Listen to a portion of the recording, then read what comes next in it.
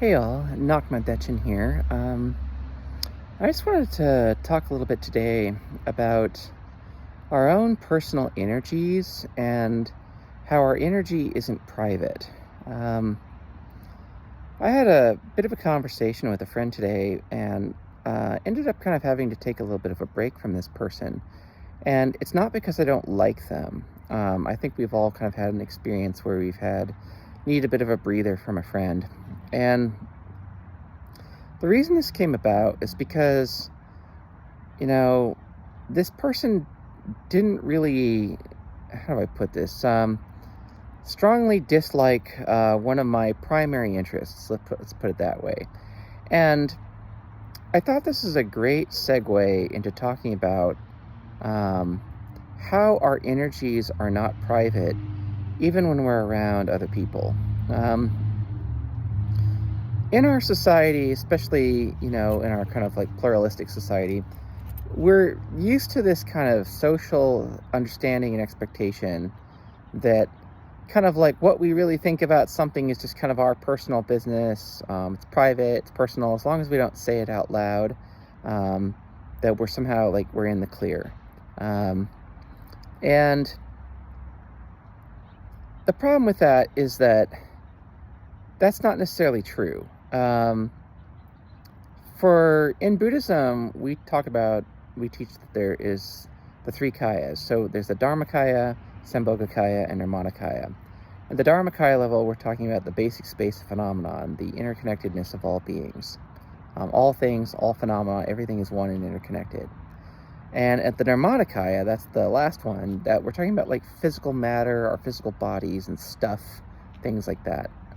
But the in-between state, the energy body, the Sambhogakaya, the energy realm of unseen beings and energy and magic and all these things, on an energetic level, that's something where, especially as Vajrayana practitioners, over time we get more and more sensitive to.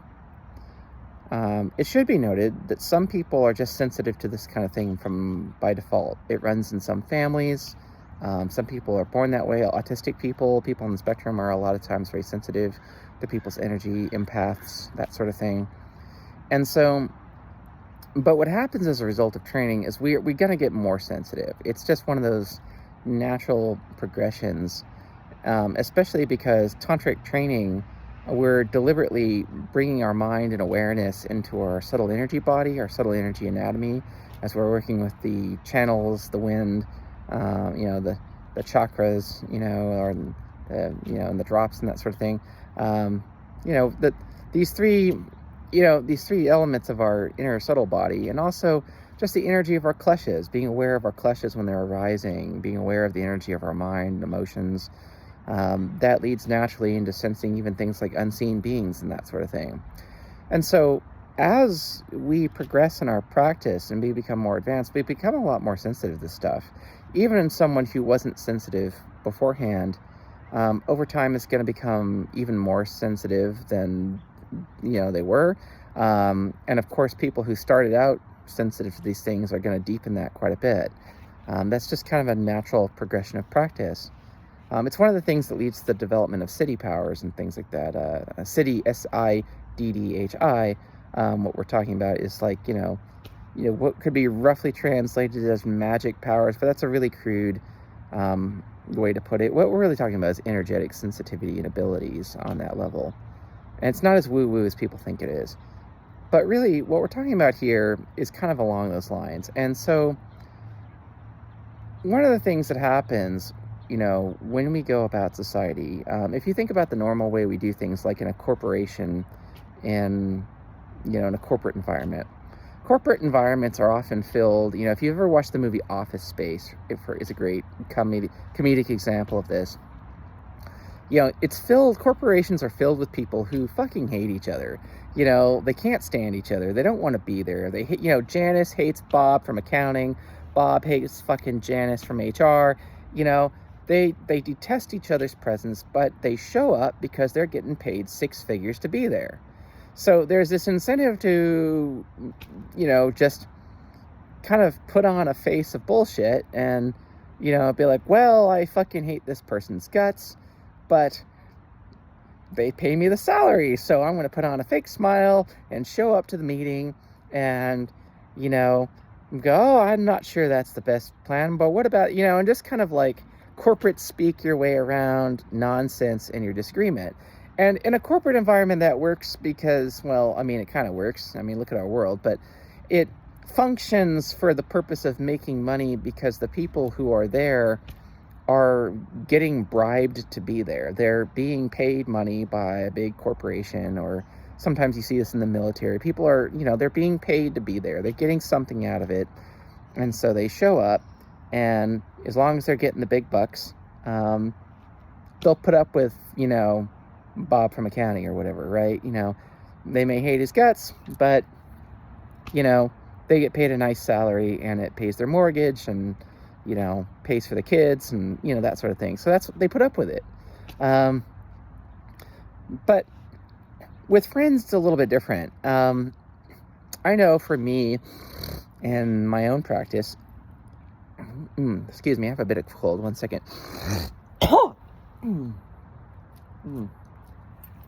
Apologies for that. Just getting over a little bit of a cold. I'm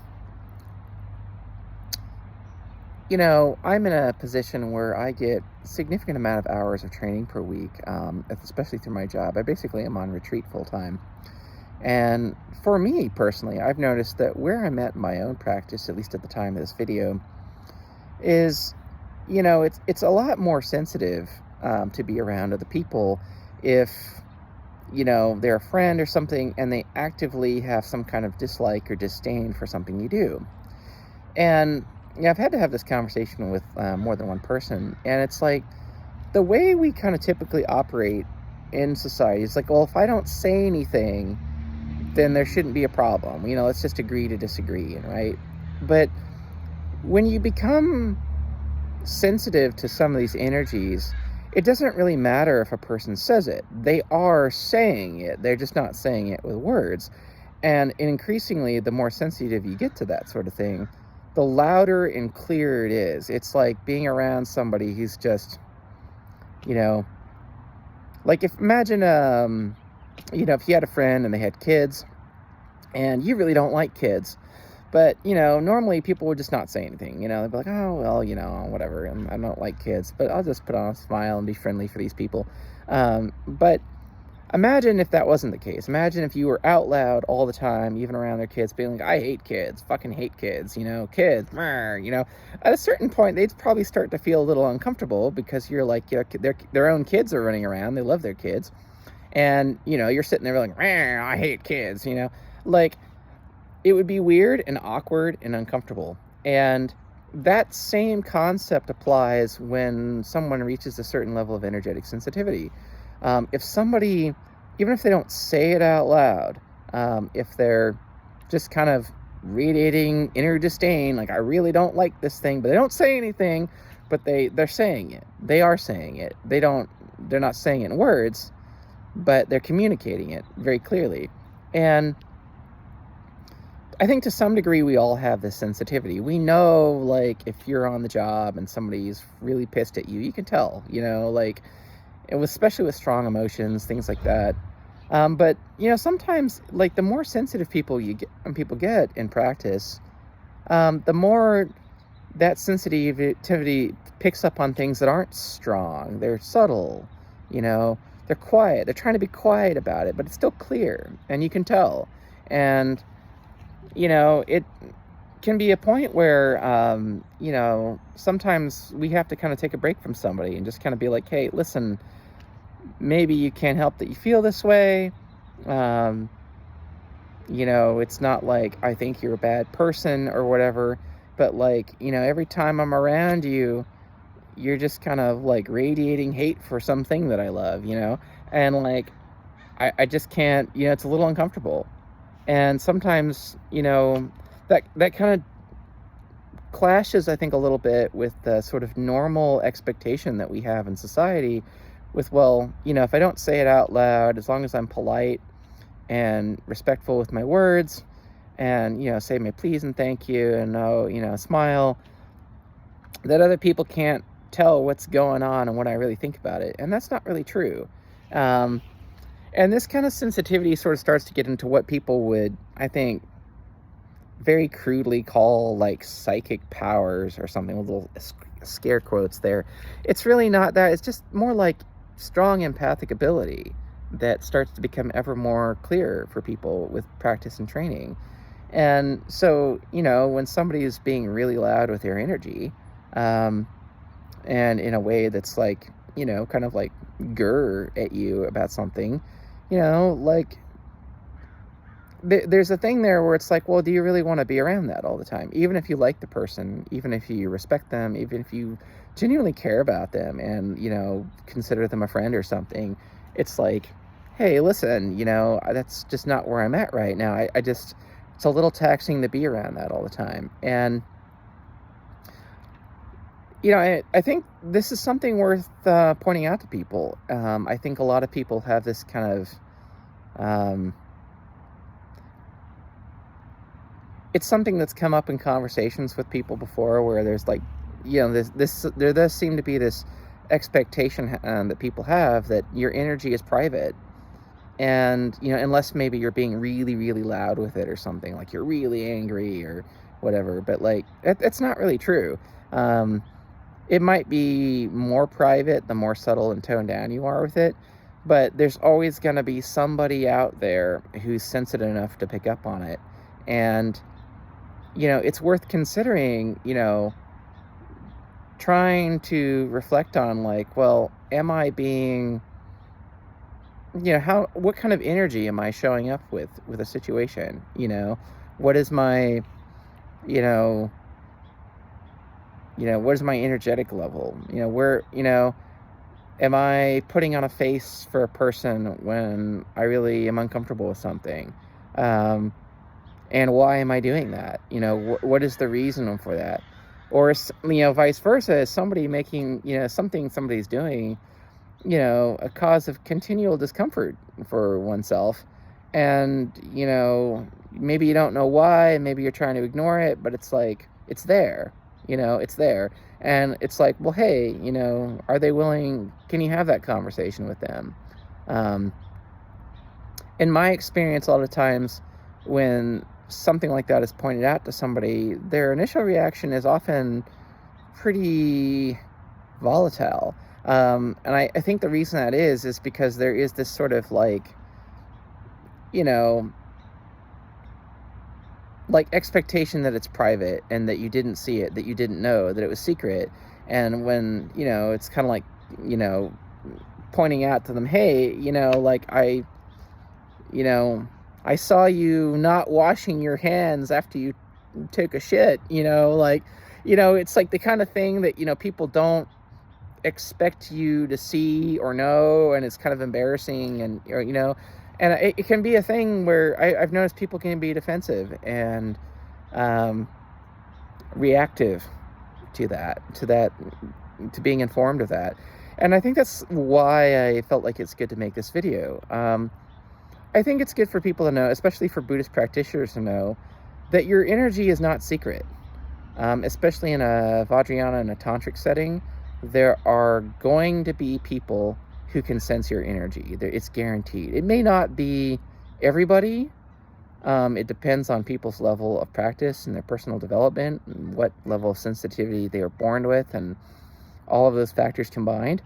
But as you go about daily life, the idea that you're not saying it, they didn't see you do it, so nobody knows, is not really true. And I think it's important people know that. And likewise, it's good to be aware that as people continue in their training, that it's more likely than not that you'll also become sensitive to such things and increasingly be able to discern subtler and subtler energies from not only yourself, but the world around you and other people and other beings. And it's, the world becomes a more interesting place when that happens. And it has implications for how we consider our own personal ethics. Is it enough to try and just not say the thing, even if we are screaming it internally? it's likely somebody hears that screaming and is disturbed by it, and it's good to mention that. And I think that's kind of a good place to leave that. Not necessarily with a sort of call to action of what somebody, if you're watching this, what you should do, but more just to reflect on that, like how, would you handle that? It's good to have that kind of information and sort of just kind of chew on it, and be like, and think, that's, it's the kind of thing to reflect on. So that's it. I hope everybody's having a great day, great evening. It's quite chilly in here, so I'm going to start heading inside soon.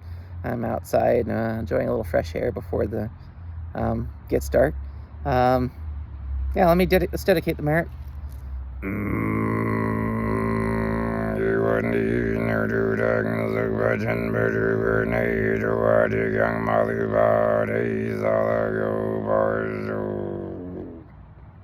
By this merit, may all beings achieve the state of Ati Yoga, and through this may all beings be placed on this level. Homage to the Buddha, homage to the Dharma, homage to the Sangha.